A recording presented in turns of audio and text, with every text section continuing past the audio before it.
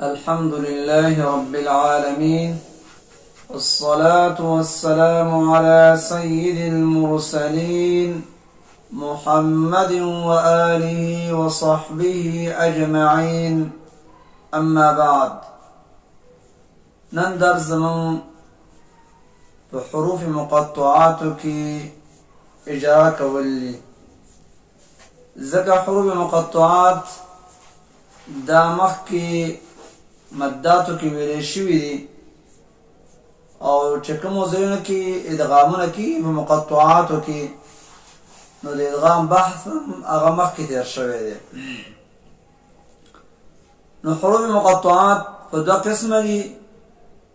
یو هغه چې هغه کې صرف دوه الف مد کېږي چې هغه دوه حرفي دي، حي په غوره حروف دي، او بل هغه حروف دي چې هغه درې حرفي دي او مد فرعي پکې کېږي.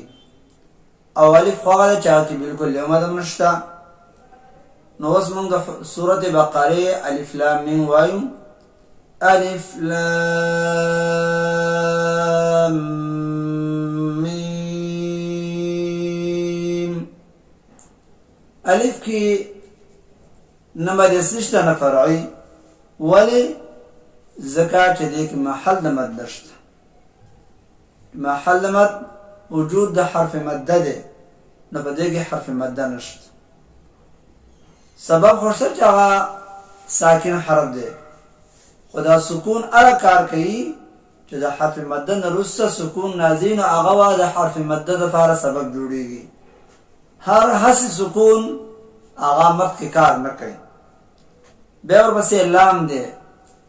لام چې سړی تلفظ کوي یا کتابت کې لیکي نو د لام په آخر کې میم راځي، او بیا ورپسې چې میم تلولې نو هلته بل میم شروع کېږي. نو دا قاعده ویل شوې چې کله د میم ساکن نه وروسته بل میم راشي ادغامي متماثلین کېږي. نو دلته ګوره لام لام میم، یو میم نه وروسته بل میم راغی، نو ادغام صغیر مثلین تام شو. نو په دې کې غنه زمانه کېږي او د ادغام قاعده پکې وچلېده. او په دې کې بیا د اجتماع ساکنانو علی حده صورت هم راځي. ځکه اجتماع ساکنانو علی حده دې ته وایي چې دوه ساکنین راشي په یوه کلمه کې اولنه ساکن مدی. نو دلته دا خو ټیک د کلمات نه دي، لیکن تلفظ دا په کلمې باندې کېږي، ځکه تلفظ د یو حرف په درې حروفو څخه کېږي.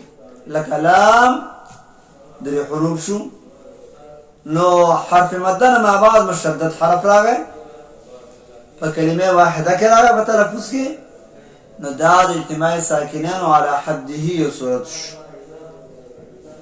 او د اجتماع ساکنانو علی حده دپاره دا خبره ده که دا دویم حرف مشدد وي او که نه وي. لکه ورپسې میم دی، نو میم دا مد لازم حرفي مخفف دی، دلته مشدد حرف نشته، خو دا هم یو قسم د اجتماع ساکنانو علی حده دی. نو لام کې مد لازم حرفي مثقل او اجتماع ساکنان علی حده، او میم کې مد لازم حرفي مخفف مقدار د دواړو طول دی. د دې نه بعد اوس الف لام میم د آل عمران ته لاړ شو. یو شان درې واړه حروف دي، خو هلته یو خبره ده، هغه دا ده چې میم کوم د آل عمران دی نو دې له فتحه ورکولی شي په حالت د وصل کې. حال دا چې کله دوه ساکنین راشي په دوه کلمو کې او اولین ساکن لکه څه ورکولی شي د قاعدې موافق. خو د دغه قانون نه میم د آل عمران او مین جاره دا مستثنا دي، دواړو ته فتحه ملاویږي. نو ځکه دلته بیا چې دې ته فتحه ورکولی شي د مد کیفیت هم د دې بدلېدلی شي د وجه د حرکت نه. نو الف لام میم، الف لام میم، الله لا إله إلا هو. نو په حالت د وصل کې دیتا فتحه ورکولی شي، ځکه چې تفخیم د الله لا لام باقي پاتې شي. دا فتحیم په ضمه کې باقي پاتې کېده، خو فتحه داسې حرکت دی چې په دې کې تخفیف مع التفخیم دی. لفظ د الله په کې ډکه ادا کېده او خفت هم په کلمه کې راته. نو په دې کې په حالت د وصل کې دوه وجې دي، طول سمت کول یا ترک د مد فرعي کول، قصر سمت کول. چې سره داسې وایي الف لام میم الله لا اله الا هو، دې ته وایي قصر. د دې نه بعد چې دغه شان د حروف مقطعات و نور وګوره، لکه الف لام میم صاد والا دا کوم دا قاعده ټوله چلیږي چې الف لام میم، لام نه لام په آخر کې میم دی او پسې وروسته میم راځي. نو اول د مد خبره وره چې دغه مد لازم حرف مثقل او د اجتماع ساکنه ولا حدیث صورت هم جوړیږي، او میم نه وروسته بل میم راغلی نو ادغام صغیر متماثلین شو. او لام میم صاد میم چې وی نو دلته آخرنی میم ساکن دی، وروسته د صاد دا راغلی دی.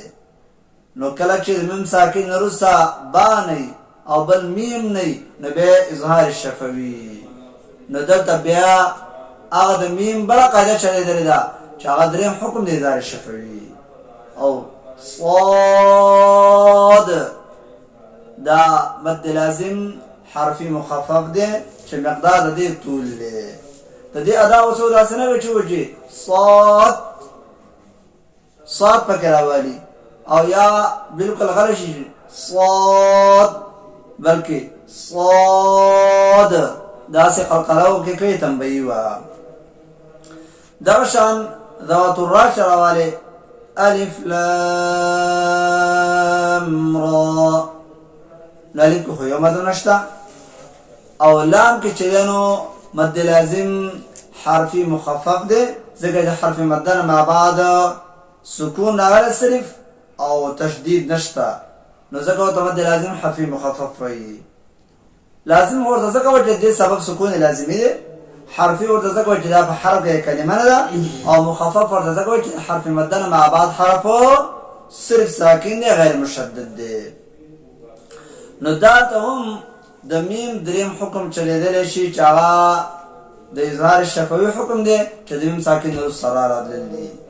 داسې دو حرف حروف سره والا لکه یاسین. نو یاسین جو ته وایي داسې به نه ودی چې یاسین نه، بلکې لږ اوږدول د دو حرکاتو برابر یاسین. نو یا کې مد اصلي او سین مد لازم حرفی مخفف دی چې مقدار طول لږ دی، بیان ټول په مداتو کې شوی و.